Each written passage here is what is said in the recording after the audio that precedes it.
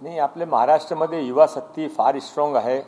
फार मोठी संख्यामध्ये एज्युकेटेड युवा युवती त्याने शिक्षण घेऊन त्याने स्वतःच्या काय करायच्या किंवा कुठे चांगली नोकरी करायची किंवा सरकारी नोकरीमध्ये जायच्या असा त्यांच्यासमोर प्रश्न असता. त्यामध्ये स्टार्टअपमध्ये पण आपण मागच्या वेळेमध्ये बघितला की स्टार्टअपमध्ये फार क्रेज आहे, पण स्टार्टअपची फायनल सक्सेस रेट फार कमी आहे. त्याचे कारण असं आहे की ते जोपर्यंत आपला ज्या बिझनेसमध्ये आपले स्टार्टअप किंवा इनोव्हेशन करायचे आहे त्याच्या बेसिक नॉलेज नाही आहे, तोपर्यंत आपण तिथे आपला इनोव्हेशन पण कितपर्यंत सक्सेस होईल या प्रश्नचिन्ह आहे. म्हणून आम्ही आता पूर्वी ते इनोव्हेशन करायच्या, स्टार्टअप करायच्या आणि इनोव्हेशन स्टार्टअप झालं तर ठीक आहे, नाही त्यामधून काय आपल्या स्वतःचा उद्योग करायचा असा एक घेर होता,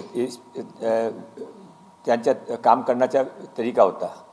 आता पण ते जे काही पद्धत होती ते पद्धत रिव्हर्स केली आहे. आपण सांगता पूर्वी तुम्ही स्वतःचा उद्योग सुरू करावा, उद्योगमध्ये तुम्ही एक्सपर्ट व्हावा आणि नंतर तुम्ही तिथ्यामधून इनोव्हेशन करावा. आणि इनोव्हेशनमध्ये तुम्ही तुमचा काही चांगला वाटला तर तुम्ही स्टार्टअप सुरू करावा. कोणत्याही परिस्थितीमध्ये तुमचा वेळ वाढला जाणार नाही. तुम्ही इनोव्हेशन केला किंवा स्टार्टअपमध्ये गेले तर तुमचा बेसिक उद्योग आहे ते सुरू राहणार आहे. तो पूर्वी जे आपले स्टार्टअपचे फेल्युअर रेटचे कारणामध्ये आपले गोल्डन 5 इयर्स वेस्ट होत होते, यावेळी ते होणार नाही आहे. आता आपण ज्या स्कीम माननीय मुख्यमंत्री देवेंद्र फडणवीसजींनी अप्रूव्ह कॅबिनेटमध्ये त्यांचे मार्गदर्शनामध्ये मी अप्रूव्ह करून घेतली आहे, त्याप्रमाणे प्रथम वर्षामध्ये 30 लाख आपल्याकडे टेक्निकल इन्स्टिट्यूटची स्टुडंट्सची लिस्ट आहे. त्यामध्ये ITIचे लोक आहे, त्यामध्ये पॉलिटेक्निकचे आहे, त्यामध्ये ॲग्रिकल्चर युनिव्हर्सिटीचे आहे, त्यामध्ये माननीय प्रधानमंत्रीजीची जे योजना आहे विश्वकर्मा त्यांचे लोक आहे. असा ठिकठिकाणाचे मागचे 5 वर्षामध्ये ज्याने शिक्षण प्राप्त केलं आहे असे 30 लाख लोकांनी आम्ही संपर्क करणार आहे. त्यामधून 5 लाख एक लहान त्यांचे आपण ऑनलाईन इंटरव्ह्यू आर्टिफिशियल इंटेलिजन्सची मदताने घेऊन मेसलकर साहेबांना त्यांची आपण सहयोग करत आहे, गायडन्स करत आहे. त्यामध्ये 5 लाख विद्यार्थ्यांना चूज करू.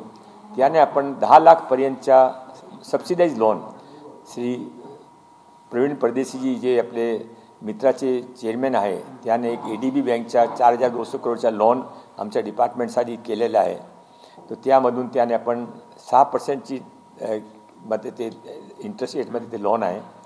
3% सरकार भरतील, 3% मुलामुलीने भरायच्या, स्वतःचा रोजगार करायचा, फक्त पैसा नाही आहे.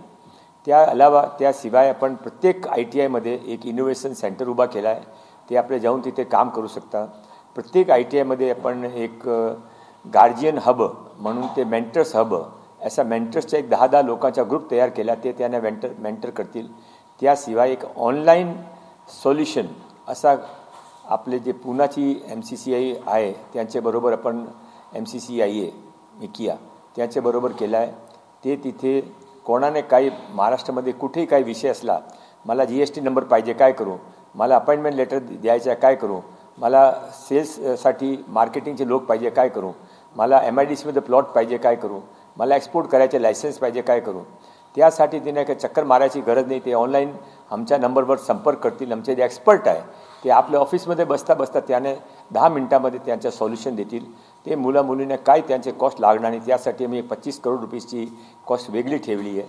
हा सर्व मागेचा उद्देश असा आहे की महाराष्ट्र प्रथम वर्षा 5 लाख आणि पुढे पुढे हळूहळू 5 वर्षामध्ये एकही महाराष्ट्राच्या मुलामुली असा राहणार नाही ज्यांना स्वतःचा उद्योग करायचा आहे, त्यांच्या काही अडचण आहे. आम्ही त्यांच्याबरोबर आहे. सरकारची रेस्पॉन्सिबिलिटी माननीय देवेंद्र फडणवीसजीने सांगितलं आहे की एकही मुलामुलीचा वेळ वाया जाऊ नये म्हणून आम्ही ही स्कीम आणली आहे.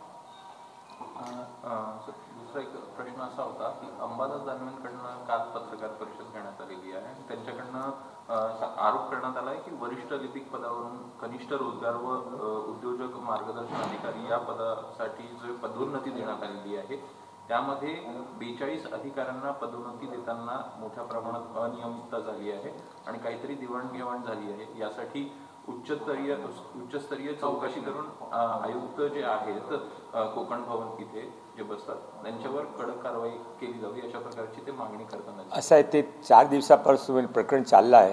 मध्ये सामनाने पण हा छापला होता. मी त्याचा खुलासा मागितला होता. खुलासा आला आहे. मी ते दानवे साहेबच्या PS जे आमचे ऑफिसच्या संपर्कामध्ये राहता PA त्यांच्याकडे पाठवला आहे. ते आमचे डिपार्टमेंटचे आहे आणि नंतर पण त्याने सांगितला की 1-2 केस त्याने सांगितला की ते सर्टिफिकेट खोटे आहे. तर मी त्यांचे पण इन्क्वायरीची ऑर्डर दिला आहे. आम्ही फार पारदर्शी तरीकाने काम करत आहे. आम्ही हा प्रामाणिकपणे सांगू शकतो की कोणी माझ्यावर बोट पण उचलत शकू नये. तरी पण जे काही डिपार्टमेंटवर कोणाने काय विषय मांडला आहे ते मंगळवारपर्यंत त्याची रिपोर्ट त्याने दानवे साहेबने स्वतःने मी पाठवू. योग्य असेल तर त्याच्यावर ॲक्शन पण घेऊ. सर, काल उद्धव ठाकरे दिल्लीत गेले होते आणि राहुल गांधींसोबत जी बैठक होती त्यामध्ये उद्धव ठाकरे असतील, संजय राऊत असतील यांना 6व्या रांगेत बसावं लागलं. भाजपकडे असताना उद्धव ठाकरेंना एक मान सन्मान होता, तो आता मिळत नाही असं वाटतंय का? नाही, असं आहे की कोणी महाराष्ट्रीयनचे लोकांचा सन्मान नाही झाला तर सर्वांसाठी दुःखाची गोष्ट आहे. उद्धव ठाकरे साहेब आमचे बाळासाहेब ठाकरेचे पुत्र आहे, मोठी पार्टीचे मोठे नेते, पूर्व चीफ मिनिस्टर आहे.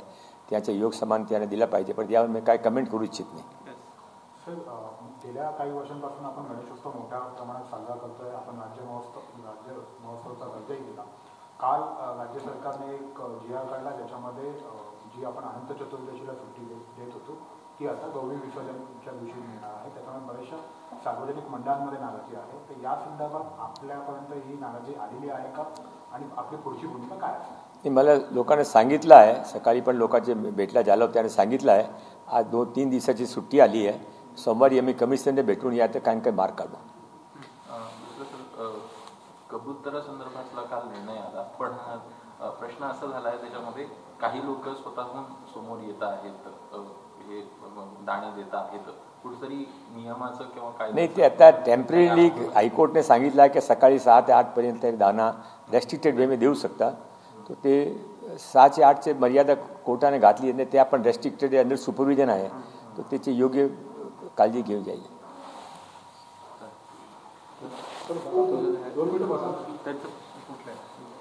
मनसे नेते अनुराग जाधवांनी आरोप केला आहे की आपल्यावरती की आपण माजी जिल्हाधिकाऱ्यांच्या घरी जाऊन काही प्रकल्पाच्या फायली सही करून घेतल्या.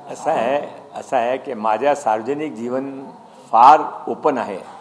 मी कधीही सार्वजनिक सूचिता ते शिवाय काय करत नाही. त्यांच्या आदेशावर मी काय बोलू इच्छित नाही.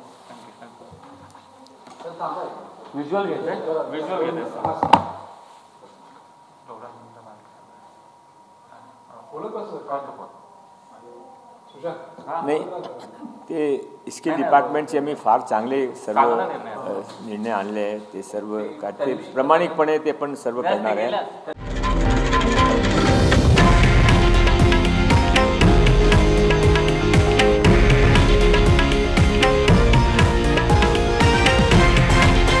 हे आहे देशातील नंबर 1 न्यूज नेटवर्क आणि आपण पाहत आहात TV9 मराठी, एकमेव.